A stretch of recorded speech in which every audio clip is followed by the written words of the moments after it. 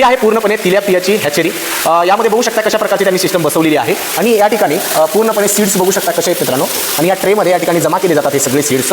पण त्या पॉन्डमध्ये ज्या ब्ल्यू कलरच्या नेट बघितल्या त्या नेटमध्ये तिलापियाचे मेल आणि फिमेल आहेत. तर त्या फिमेलपासून आपण एक्स कलेक्शन आणून ह्या जारमध्ये ठेवतो आणि ह्या जारमधनं जे सीड्स ॲक्टिव्ह आहे ते ह्या ट्रेमध्ये येतं आणि ह्या ट्रेमधलं हे सीड आहे. ह्या जारमधनं जे सीड्स बाहेर आलं हे सगळं ॲक्टिव्ह सीड आहे. आणि ह्याची प्रोसेस ह्या युनिटची जोपर्यंत प्रोसेस पूर्ण होत नाही तोपर्यंत आपण ह्या सेक्स रिव्हर्सलच्या नर्सरीमध्ये ते सीड आपण घेत नाही. हे आहे सेक्स रिव्हर्सल टँक.